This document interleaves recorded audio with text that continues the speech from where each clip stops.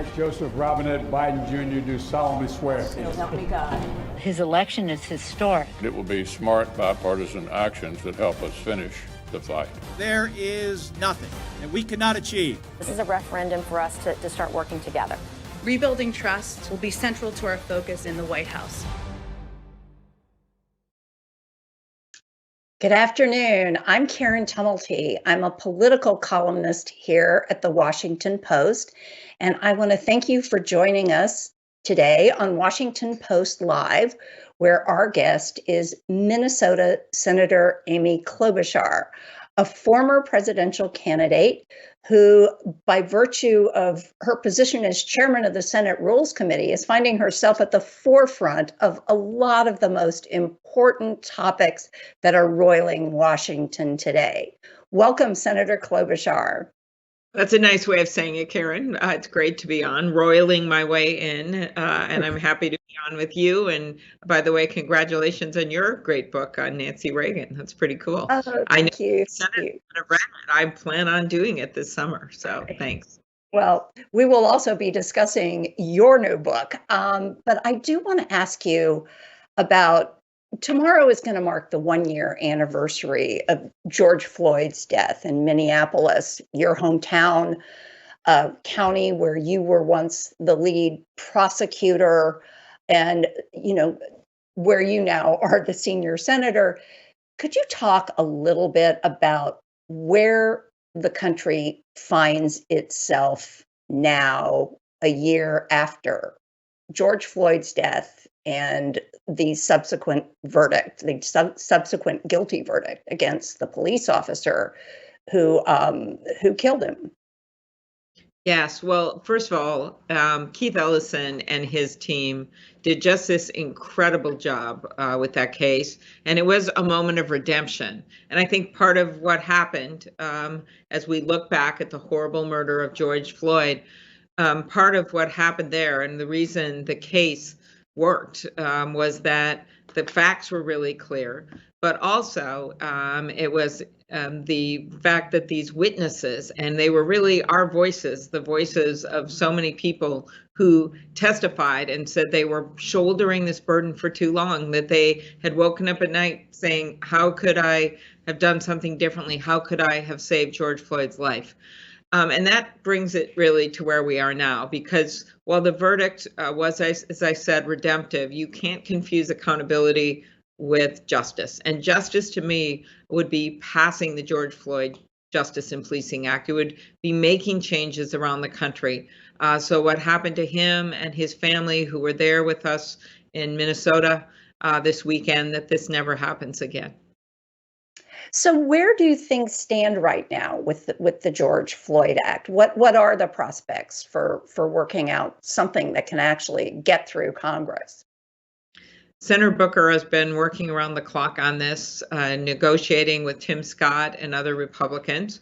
That's a really important part of this because we'd like to get this done and we want to get it done as soon as possible. And for me, some of the most important provisions are the chokehold provision. That's a bill that Senator Tina Smith and I authored to ban chokeholds. It's making sure the records are available so that a lot of time what happens is police officers that get in trouble change jurisdiction and there's no paper trail of what happened.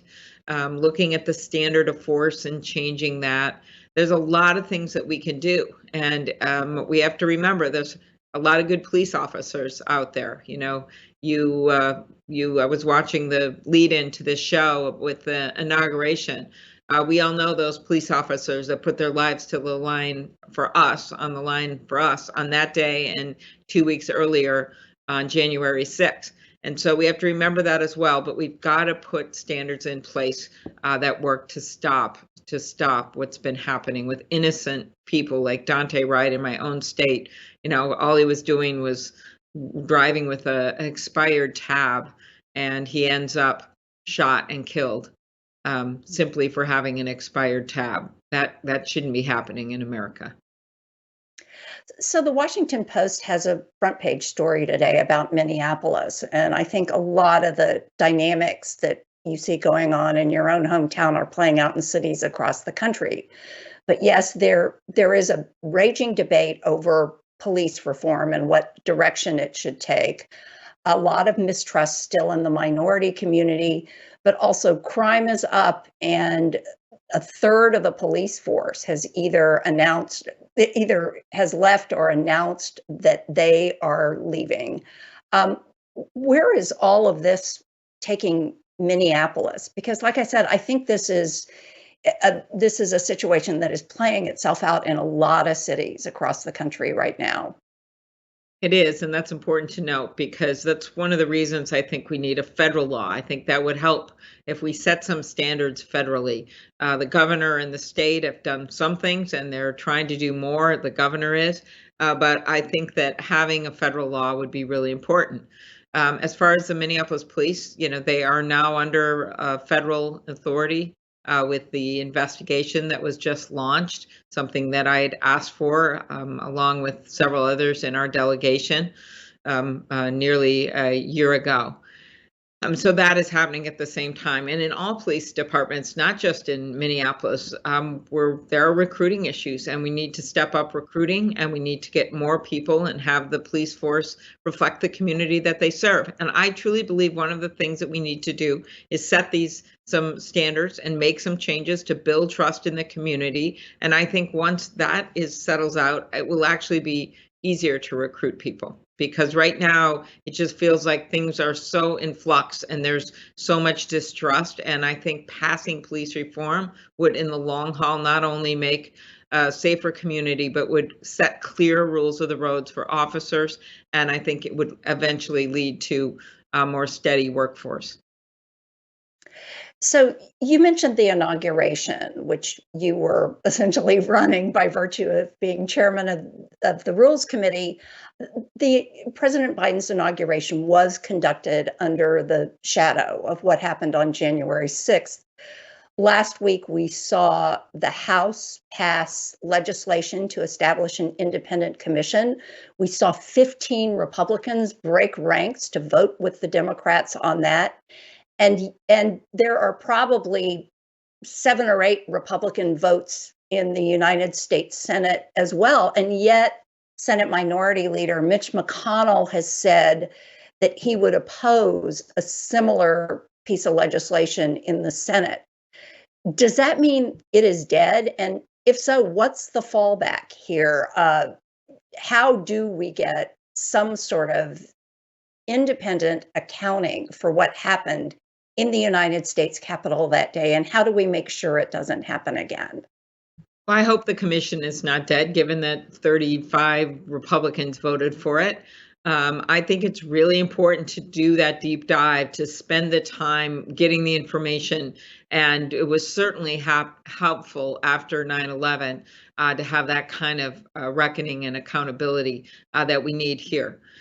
While that's going on, and I know we're going to have a vote on this soon, and we seem so close to getting it done, we have had another investigation that's bipartisan with Senator Blunt, who is actually the chair of the Rules Committee leading into the inauguration, and he and I worked together on the inauguration.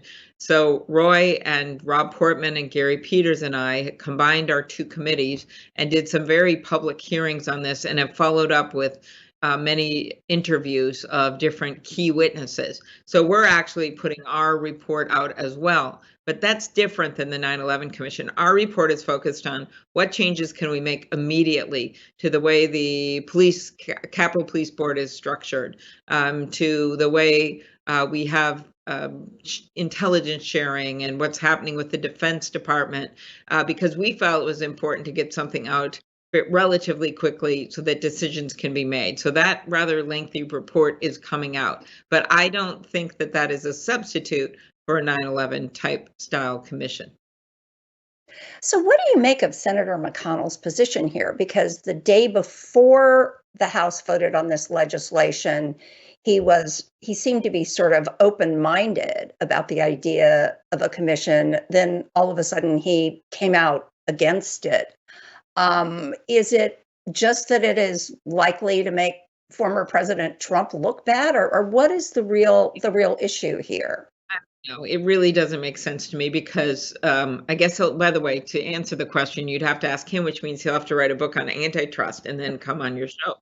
But I think in the end, we were united that January 6th day, with a few exceptions of, 8 members that voted the other way, 8 or 9. But Mitch McConnell gave a really heartfelt speech about supporting the Electoral College. And Roy and I were the last ones there at 4 a.m. walking through broken glass with, spray paint on the walls as we headed to the House, where Speaker Pelosi and with Mike Pence with us went over there and got it done. We finished our job. And that was very important, I know, to Senator McConnell, as well as, of course, Leader Schumer. We got that done. And to me, the follow-up of that is figuring out everything you need to know so it doesn't happen again. And that leads me to the work we're doing, the bipartisan work in the Senate, which I can't underestimate how important that is, supported by both leaders, with Roy and Gary and Rob Portman. But it also, you need that deep dive of a 9/11 style commission to really interview all of the witnesses and have the staff to do it, and the subpoena power and the like. And we'll continue to do our work. We'll get our report out, but this is best served by a 9/11 style commission.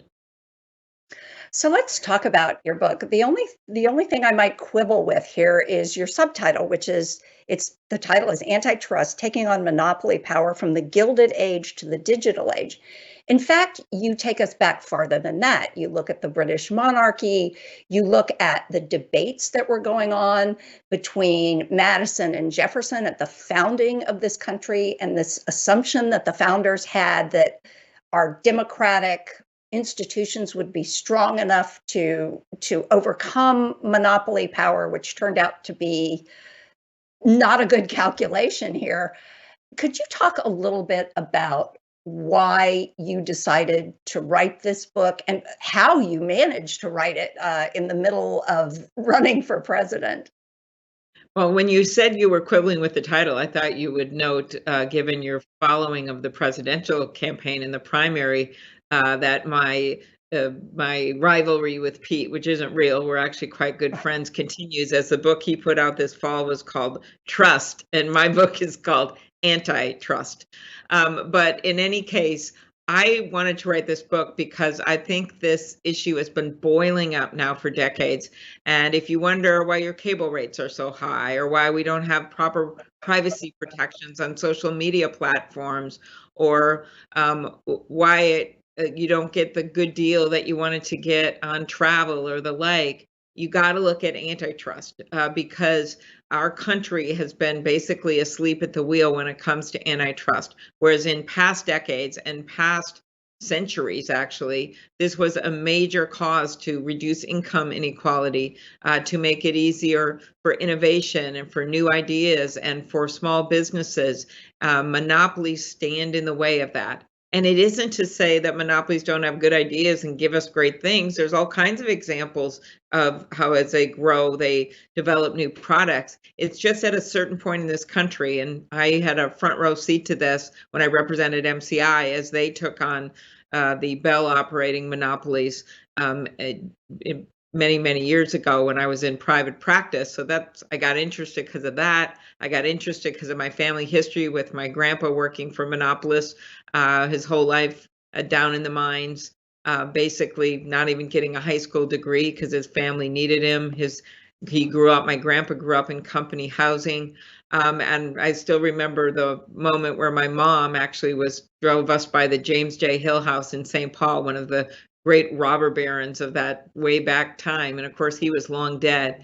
But she looked at that house and she goes, "Your grandpa built that house." No, he didn't literally build it, but metaphorically he did, because it was the workers that did it. So all of that added up to my interest in this. I'm the chair of the Senate Antitrust Subcommittee. I love history, which I know you do. And I thought someone's got to take this on and throw in a bunch of cartoons, over 100 of them, and get it out there. And I started it well before the presidential campaign started. And I wrote most of the history at that point, took a break during the presidential. And then I wrote a lot of the modern day stuff on the weekends and evenings in the last year while I was doing my job as senator, and was able to get it done in a very timely moment as we look at the all of the tech issues and the pharma issues and so many monopolies we're seeing right now. I must say, I did find the parts of the book about your own family history and how you as a kid grew up hearing all about Teddy Roosevelt.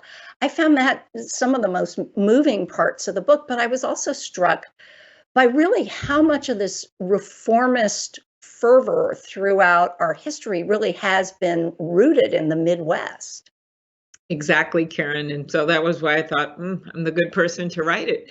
That all, when you go back in time, Teddy Roosevelt, of course, wasn't from the Midwest, but he spent a lot of time in North Dakota hunting. And had a lot of his political support grounded there. William Jennings Bryan from the Midwest.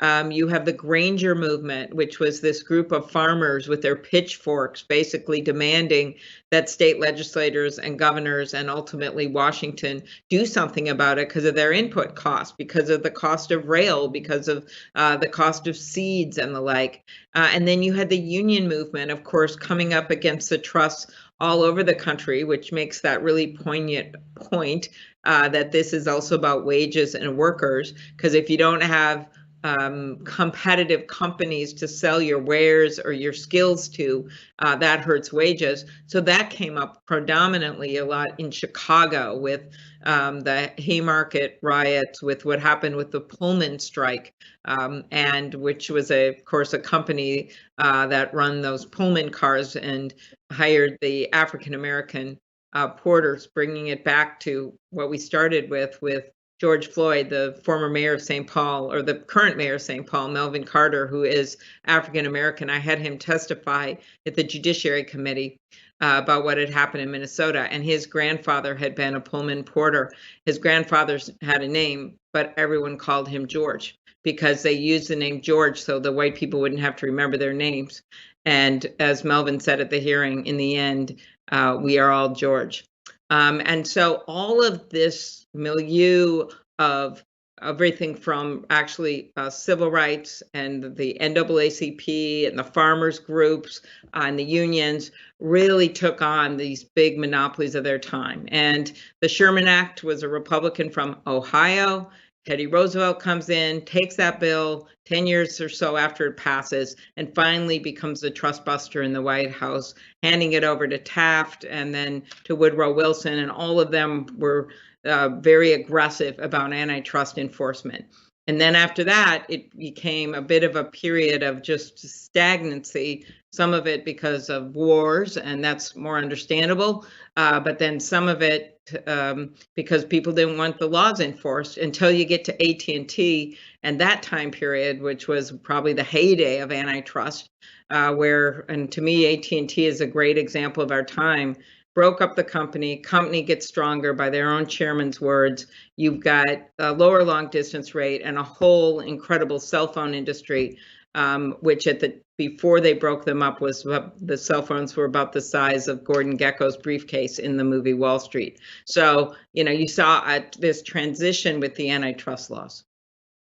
But it's also striking that your book comes out at about the same time that a book on sort of a similar subject by another Midwestern senator, Josh Hawley, who is very far to the right and with whom you probably share very little. His book does not have the historic sweep that yours does, and it seems far more focused on big tech.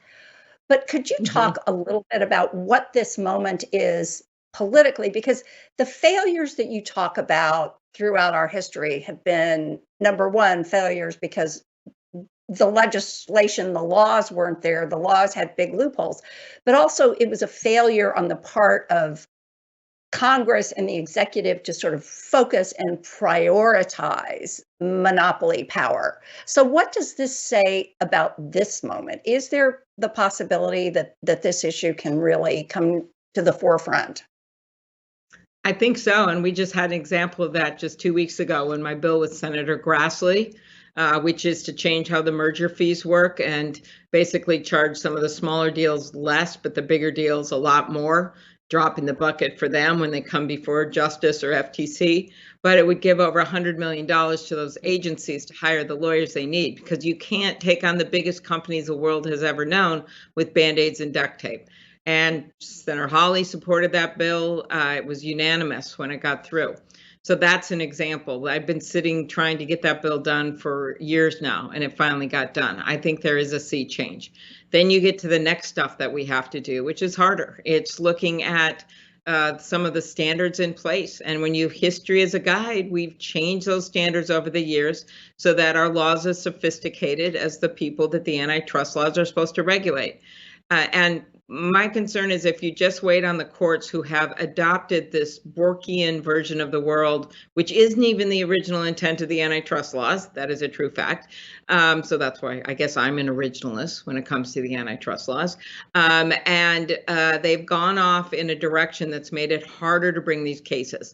So that's why in the book, I make the argument, not just about the history, but about the current challenges and how we can get at them on a bipartisan basis by making what are not radical changes to our laws. And one other thing I want to make clear is I was in the private sector. I represented businesses for 15 years. I like capitalism and I want to keep it strong. But capitalism only works, as Adam Smith, the father of capitalism, pointed out, if you do something about what he called the standing army of monopolies. They are always going to emerge in a capitalist system, and you've got to make sure you have laws in place and ways to check them. We have been let our guard down, and as a result, we have these huge gatekeeper companies. I use the example at the beginning of the book of Pharma, where a case involving one company buying one baby heart drug and then buying the other one, essentially cornering the market and then taking the price up. And this is my first antitrust case as a new senator that I knew of, from $85 a treatment to $1,600 a treatment. I find out from a pharmacist at Minneapolis Children's Hospital. From there, a huge lawsuit was launched by the FTC, AG's offices in blue and red states. They lost in court. They lost because of the state of our laws. And when little infants and their parents and children's hospitals can't win, we have a real problem with our laws. Well, I want to ask you in the time we have left about another couple of issues where you are on the front lines. One is electoral reform. What we see across the country is Republican state legislatures, one after another, looking at that legislation within their states that would make it harder for people to vote. And at the same time, you are one of the leading proponents of the For the People Act. So what are the prospects here? I mean, you've got one dynamic going on out in the states. This bill does appear to be stalled, at least for now, in Congress. Where are we on electoral reform, and how are we going to sort of rebuild a lot of people's trust in our elections and in our whole democratic system? Mm-hmm. I wouldn't count out this bill, Karen, because what you're seeing across the country as hundreds of bills being introduced, a number of notable ones passed in Georgia and in Florida, with another on the way in Texas, that actually make it harder for people to vote. People don't like that. As Reverend Warnock said in his maiden floor speech, he said, what this is all about is some people don't want some people to vote. That has been recognized by major corporations who are pushing back. That has been recognized from independents, Republicans and Democrats. That was a lot of what was going on in the last election in Georgia, when President Trump was basically trying to try to blow up their election, when in fact it had been a well-administered election by Republicans, and he was still questioning it. So what this bill does is set minimum national standards, the For the People Act, minimum national standards for voting. It basically puts in place a lot of the reforms that are made that are being tried to taken away in many states, which are things like making sure you can vote by ballot. You don't have to have a notary when you're sitting in a hospital room with the glass between you and a notary just to be able to get an absentee ballot. Making sure there's ample drop-off boxes so you don't have one per 5 million people like they had in Texas in the last election. It would be like putting one in the middle of Bemidji, Minnesota, and having our whole state go to the same one. That's about how many people we have in our state.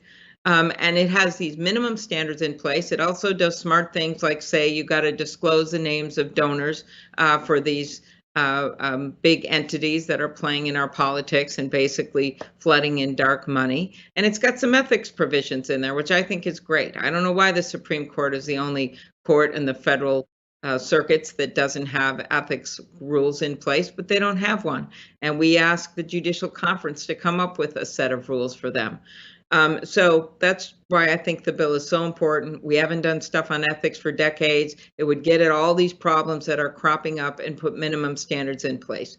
And so, yes, it tied in the committee, big surprise on partisan grounds. However, we got 6 or 7 provisions in that were bipartisan, that were important.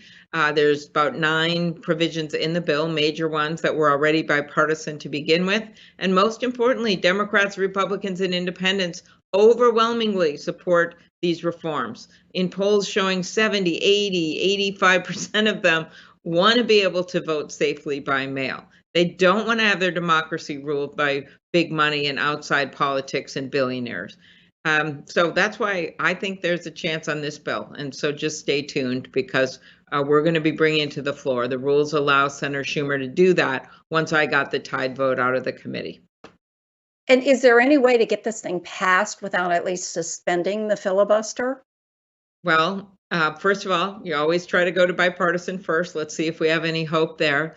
But second of all, you know, Senator Manchin has said that he's open to a standing filibuster, which would require the other side to actually be there and try to explain why they don't want to make it easier for people to vote, why they don't want to be able to have some very clear standards for vote by mail, why they don't want to, make it easier so you don't have to get notary publics in just to get your ballot. I think that's going to be really tough to do. And I'm glad he's open to that. So that is obviously one way we could proceed.